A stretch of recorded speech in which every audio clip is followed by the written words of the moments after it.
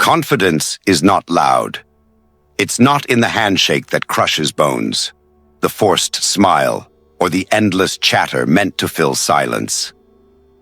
True confidence is stillness, the ability to sit in a room and not need to prove a thing. And when the world expects you to react, you don't. That, my friend, is nonchalance, the trait that separates the truly powerful from the desperate pretenders. The powerful know that attention is a currency. Every reaction you give, every flash of emotion, every ounce of visible effort is a withdrawal. The nonchalant man hoards this currency. He does not chase. He does not justify. He does not over-explain. He makes the world work for his time, his words, his approval. Nonchalance is not laziness. It is a calculated weapon. A signal that says, I am untouchable, and nothing you do can pull me from my center. It frustrates rivals. It seduces allies. It makes enemies swing wildly in desperation while you remain unmoved. Machiavelli would call it the quiet mask of dominance. Power so controlled, it doesn't need to roar.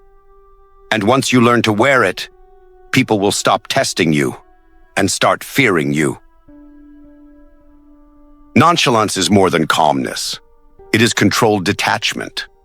The ability to step outside the emotional storms that trap everyone else and observe the battlefield from above.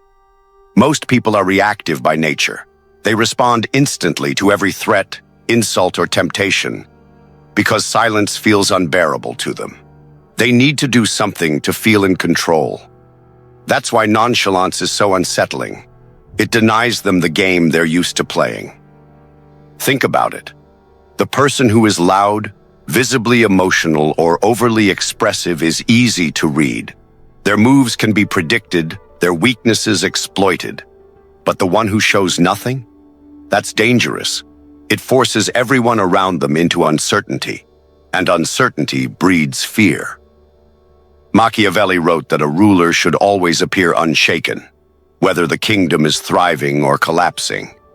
The appearance of stability is itself a form of power, because perception shapes reality.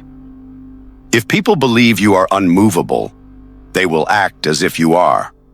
Nonchalance turns your very presence into a weapon. You don't even need to take action. Your lack of action is the strike. It leaves others wondering, are they confident? Are they dangerous? Are they planning something I can't see? Here's the psychological trap. People hate the unknown. The human brain craves patterns, cause and effect, predictability. When you give them nothing, no tells, no clues, no visible reaction, they start filling the blanks with their own fears.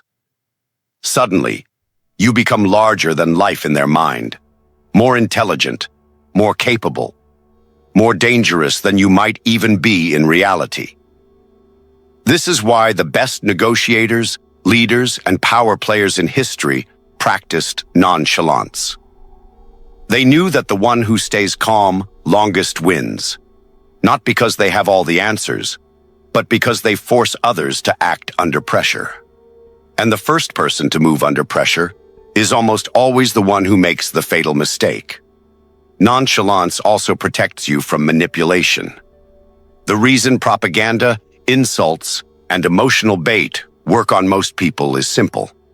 They react without thinking. They take the bait and reveal themselves. But the nonchalant man is immune to such traps. He watches the bait dangle, smiles inwardly, and does nothing, forcing the manipulator to waste their energy. Your nonchalance should never be confused with laziness. Laziness is passive weakness. Nonchalance is active control. It's not about avoiding action. It's about choosing the exact moment to act so that your move cannot be stopped. In the game of power, the impatient lose to the still lose to the patient, and the patient lose to the nonchalant. Because nonchalance is patience elevated to an art form, laced with psychological dominance. Look around you. In business, The one who doesn't rush into the deal often gets the best terms. In relationships, the one who can walk away without flinching gains the upper hand. In politics, the leader who stays composed during crisis earns the perception of strength, even if chaos is burning behind the curtain. Nonchalance works because it flips the dynamic. Instead of chasing approval, you make others seek yours. Instead of scrambling for position, you let others fight for the space you already control. And once people start working for your attention, your respect, or your acceptance, you own the pace of the game. You decide when the conversation happens, how it happens, and whether it happens at all. That is control. That is power. Nonchalance is more than a personal shield. It is a weapon that bends the psychology of others without a single word. To understand its full power, you must step into the minds of those who witness it. When you master nonchalance, you are no longer just a participant in social dynamics. You become the silent judge, the one who controls the temperature of the room. And people feel it. First, it creates uncertainty. Humans crave emotional feedback as proof of their value, their influence, or their control. When someone is angry, they want to see fear. When someone is proud, they want to see admiration. When someone is trying to provoke you, they want to see you react. But your nonchalance denies them this fuel. It leaves them suspended in psychological limbo, unsure whether they have reached you or failed entirely. This lack of confirmation drives people deeper into overthinking, and overthinking is where they make mistakes. Second, it triggers respect, even from enemies. The human brain instinctively associates composure with competence. If you do not panic in crisis, you are seen as capable. If you do not rush to defend yourself when attacked, you are seen as confident in your own position. Nonchalance communicates that you are in control of your emotions, and therefore in control of the situation. It doesn't matter if this is true. Perception becomes reality, and you suddenly become the gravitational center others orbit around. Third, it disorients manipulators. People who thrive on emotional games rely on you to play your role, to get angry, to become defensive, to explain yourself. Your nonchalance breaks the script. They are actors standing on a stage, waiting for their cue, and you simply refuse to deliver it. The longer you maintain this composure, the more their strategy unravels. They grow frustrated, reckless, and sloppy, exposing weaknesses you can exploit at your leisure. Fourth, it creates an aura of mystery. Humans are addicted to filling in the blanks. If you react loudly, they know your emotional state. They can categorize you. But when you remain calm, detached, and seemingly unshaken, they must guess, and most will guess wrong. They will project power, intelligence, and hidden motives onto you, sometimes giving you more credit than you deserve. This mystique makes you harder to challenge directly. Fifth, it turns pressure into leverage. In tense negotiations, arguments, or confrontations, people expect escalation. They are prepared to fight emotion with emotion. But when you do not rise to the bait, the balance shifts. They begin to question their own tactics. They wonder if they have misjudged you, if they are in danger of overcommitting, or if they are walking into a trap. Your calmness acts like a mirror, forcing them to confront their own instability. Finally, it changes the hierarchy without words. In any group, the one who controls their emotions better often controls the group itself. By staying composed while others react, you silently position yourself above them. This is why nonchalance was prized by emperors, diplomats, and ruthless leaders. They understood that the man who appears least affected often appears the most powerful. The psychological effects of nonchalance compound over time. Each interaction builds your reputation as someone who cannot be easily rattled, persuaded, or broken. People will test you less, challenge you less, and seek your approval more, because they sense that you are playing a longer, colder game than they are. You are no longer just a participant in human drama. You are the one writing the script, deciding which roles others will play. But here lies the final twist. The true power of nonchalance is not in how others see you. It's in how you begin to see yourself. When you train your mind to remain calm under fire, you stop living in reaction to the world. You stop letting chaos dictate your pace. And in a world addicted to noise, nothing is more dangerous than a mind that cannot be provoked. Nonchalance is not an act. It is an armor. It is the silent announcement that nothing can rattle you. Nothing can force your hand, and nothing is urgent unless you decide it is. But this is not a gift from birth.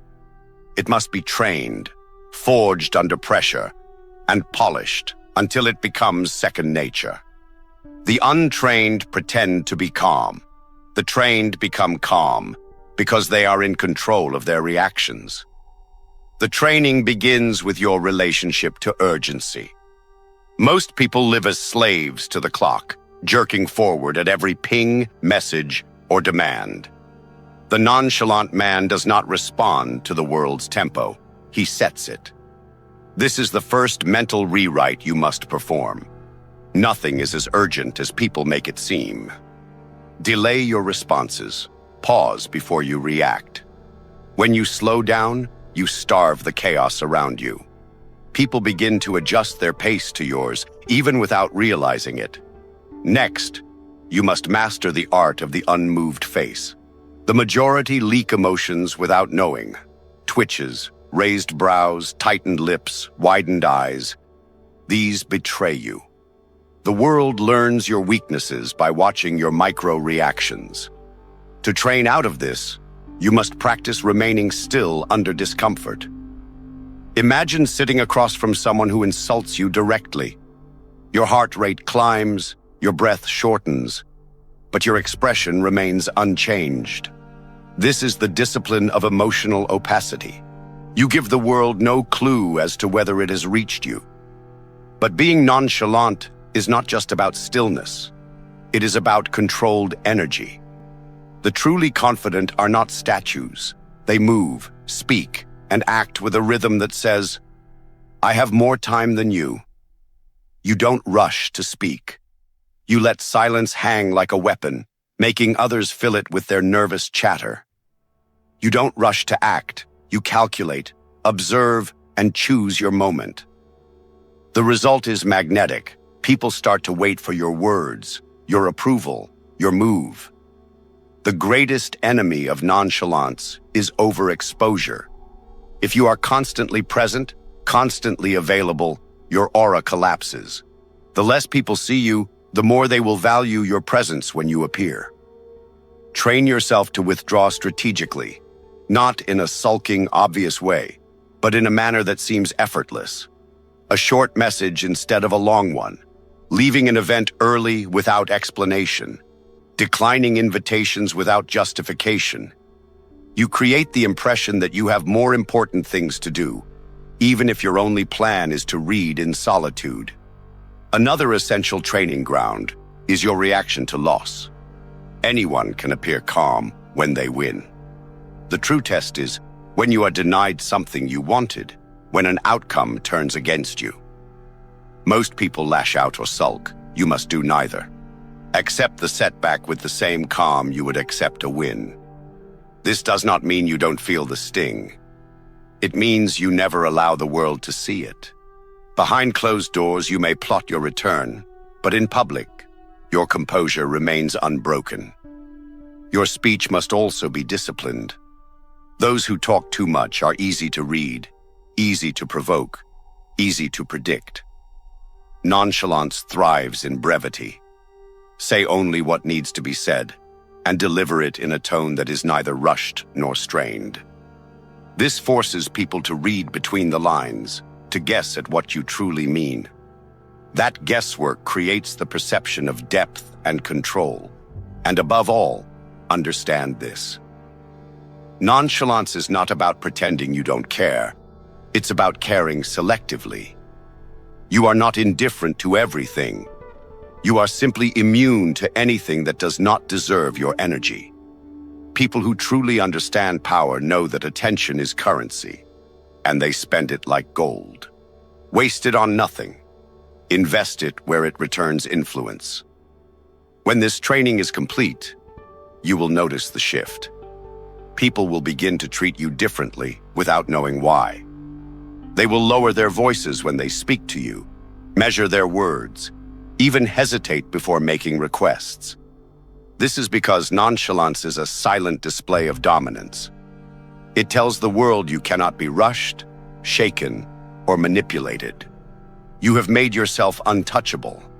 That is the end goal. Not just looking unbothered, but being unbothered because you are truly in control. And once you reach that point, others will realize they can no longer push you into the frantic rhythm of the weak. Instead, they will be forced to dance to the slow, deliberate music you choose to play.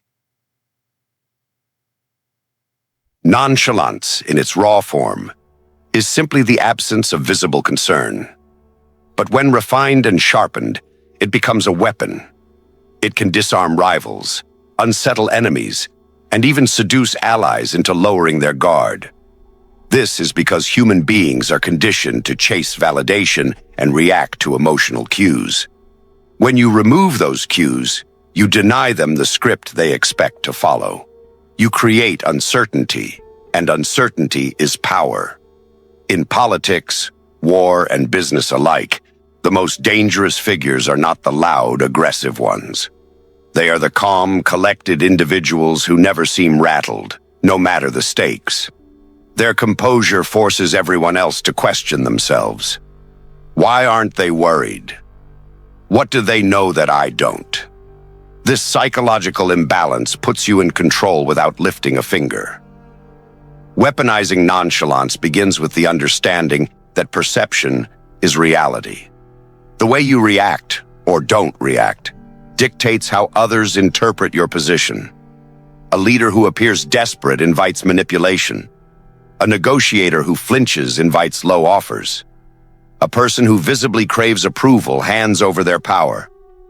But a figure who remains serenely unshaken in moments of chaos sends a silent message. I am in control. I decide the pace. I decide the outcome. Consider the duelists of history, not the ones with swords, but the ones who fought with presence. The greatest statesmen and tacticians knew how to project composure under pressure. When others lashed out emotionally, they stood still. When rumors spread, they neither confirmed nor denied, letting uncertainty grow. This restraint was not weakness. It was the silent tightening of a noose. You can employ the same method in your daily battles. When someone tries to provoke you, don't match their energy. Let their anger burn alone, making them look unstable while you remain calm. When someone demands an immediate answer, take your time. Silence can be a far sharper blade than words. The less you react, the more they reveal themselves. Nonchalance also bends attraction in your favor. In power dynamics, people are drawn to what they cannot fully possess or predict. If you show constant eagerness, they see your value as fixed and available. But if you maintain an air of selective detachment, you become a puzzle. People chase puzzles because they want to solve them, and in that chase, they place themselves in your orbit. However, weaponizing nonchalance requires discipline. Many fail because they confuse it with laziness or indifference. True nonchalance is active. It demands awareness, timing, and control. You must constantly read the room, sense emotional shifts, and decide when to hold back and when to strike. If you remain distant all the time, you risk appearing cold, or irrelevant. If you reveal too much, you dissolve the mystery. The power lies in the balance. There is also an offensive side to nonchalance, the ability to set traps. By appearing disengaged in certain areas, you invite others to underestimate you. They relax, they overextend, they expose their vulnerabilities. And when they are most certain they have the advantage, you move. In politics, this might mean letting a rival believe they are winning, only to pull a decisive maneuver at the last moment. In personal negotiations, it might mean allowing someone to think you're indifferent to a deal, until you push for terms entirely in your favor. The danger of visible ambition is that it alerts others to your plans. Nonchalance hides your hunger behind a veil of calm. It conceals your intentions until it's too late for the other side to mount a defense.